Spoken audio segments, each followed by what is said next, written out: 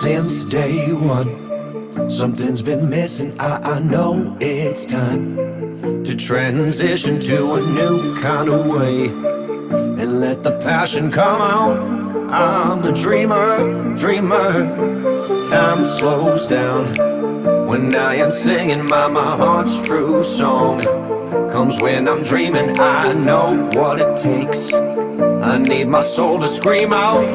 I'm a dreamer. I need to choose, need to decide. Time to stand up, jump to the other side. One way to go, I won't know until I try. I need my soul to scream out.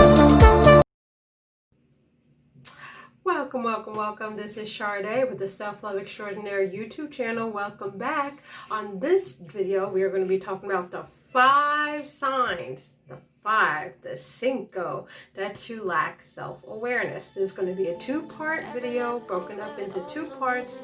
I'm going to say the first 5 on one video and another 5 on another video, but this is part 1, and I really hope you find value from this. If you love my channel and want to continue getting value and tips on how to be your best self, because you know what I say, have tea time with yourself because you are royalty, then just be sure to also listen to my podcast, From Soul Procrastination Back to Self podcast. I upload daily or every other day on there, and you can find me on Anchor, on Spotify.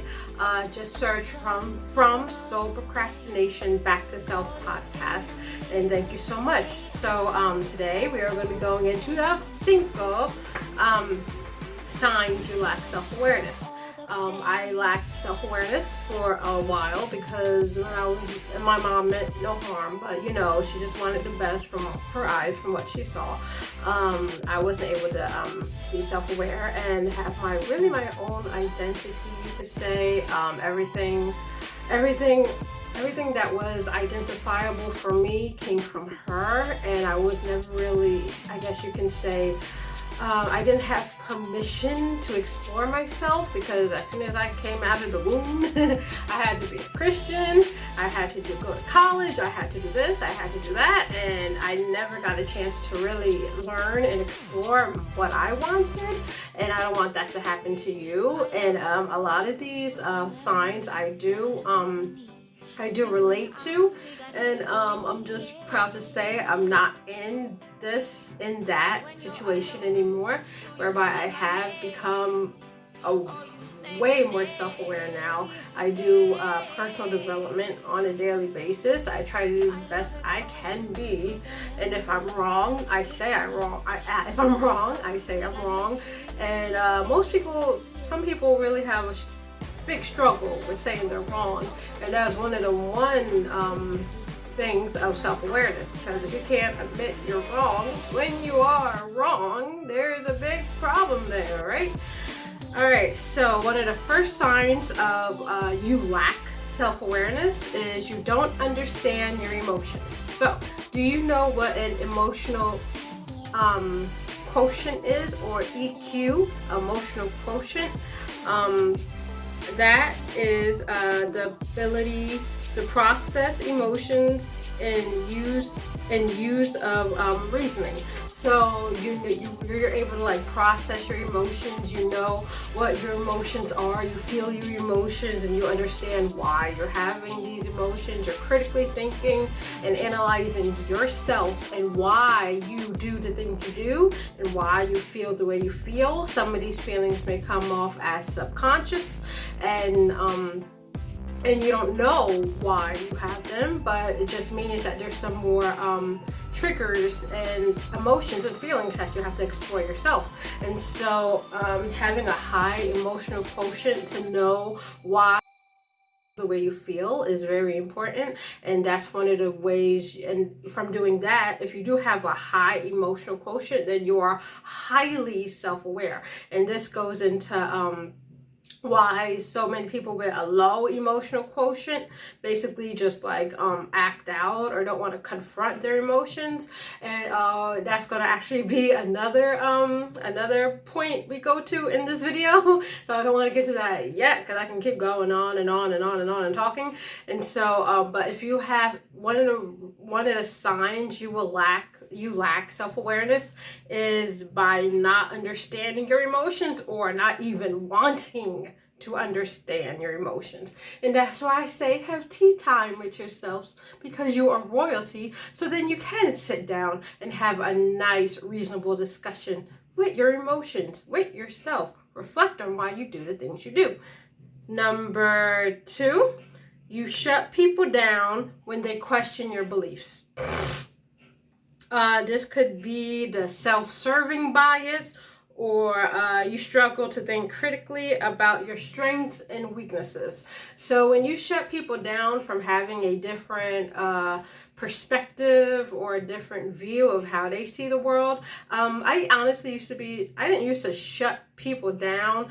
I don't really like cut people off, but like I did not. I have like a way about myself, like if something is kind of like different, I try to be I'm definitely more open-minded nowadays. And so like if your perspective is different from me than mine, then I try to at least be open to your perspective and listen, because I don't know how your perspective can benefit me. And if I have and everybody has some sort of convictions, and if someone comes in with a counter, then of course immediately you want to shut that down, because that seems like cognitive dissonance. But if you're more open to exploring other views and beliefs that are different than yours, and you can open up a whole new brain department like from the Trailer Park Boys in yourself, in your mind, and be like, you know what, this person's opinion, belief is different than mine, but I don't hate them, but let's have a candid, open discussion about our different viewpoints and discuss it honestly and be open to possibly learning from each other and growing. Like I don't see what's wrong with that. And so I'm open to learning and growing any day. And so if you tend to like cut people off or like immediately like shut them down because you feel your opinion, what you say is God Almighty, high and mighty, then you may lack self-awareness, and that's not good at all. And so I'm making this video so you could just be aware of some areas in your life where you could improve on. And as I am telling you all, I'm also speaking to myself, okay? And so the next one is you make excuses for failure. So everybody fails, all right? Life without failing, it just happens. And so, well, just happen. I mean, it happens, but like you should understand why it happens so you can fail forward. But if you keep on like making excuses for failing, oh yeah, I didn't finish my project because of so and so, because I had to do this, because I had to do that, and if you keep making excuses, you will never get to your goal that you wanted to accomplish. And so you can't blame everybody else for the work that you didn't do and then wonder why you aren't where you want to be. And so when you're constantly making excuses, that is a sign of low self-awareness. And once you keep making excuses, it just turns into this whole vicious cycle of continuously making excuses and not taking responsibility. Because when you take responsibility and accept what you did and realize, oh my God, I did this. Okay, let me change my way of thinking. Let me change my course of action. You are able to become the goal.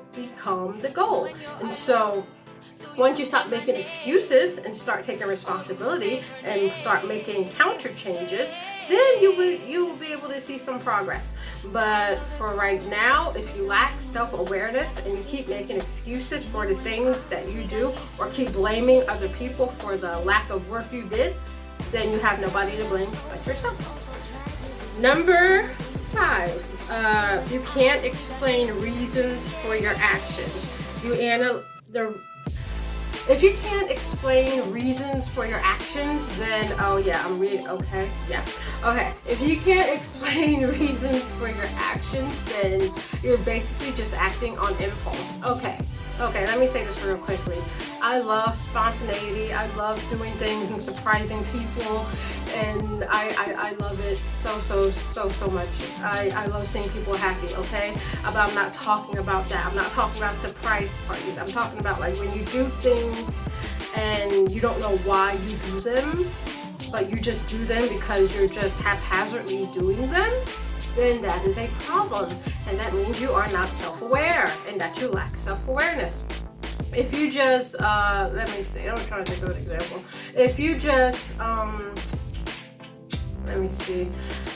If you're going to the store and some guy, I guess, is saying, oh, hey, you want to get into the car with me? This is extreme, but I'm just saying. You want to get into the car with me and you don't even know this person, but you get into the car anyway and later you're found up dead. That's extreme. I'm sorry, but I'm just trying to say that if you don't know, any grown person should not get into a car with a stranger. Of course, you don't know. We've been taught this since we were little, but like I'm just saying, as like if you don't know the reasons why you do things, and then you wake up the next day like, oh crap, why did I do this? Or like, oh my god, what happened? And you don't know what's going on, then you lack severely self-awareness. And if you don't know, if you can't critically think and analyze like why you do things, which is needed, then you basically end up in dangerous and unnecessary situations because of your lack of self-awareness. And if you can't explain like the reasons for your actions, then the things that could have been avoidable, you like deep dive in it so quickly and you don't realize like what you done. And that's why people stress so much to think before you act, think before you act, think before you act. But people that lack self-awareness don't think before they act, they just act. And that is not the way to go. That is not the way to live. And you will end up, the actions you do take probably will benefit you on like a short-term basis, but long-term, because you don't think about the things you do before you do them, and you don't think about the long-term consequences, only short-term, then by all means, I'm saying live in the present moment and everything, but you must think long-term. You must think ahead. And if you don't know why you can't explain the reasons for the actions you are doing, and you're just acting basically out of emotion, you are basically just living on emotion, then that is not good, because you need some type of logic behind that emotion as well. And if you're just basically thriving off emotion, then like I said before, you're going to end up in a lot of unnecessary situations.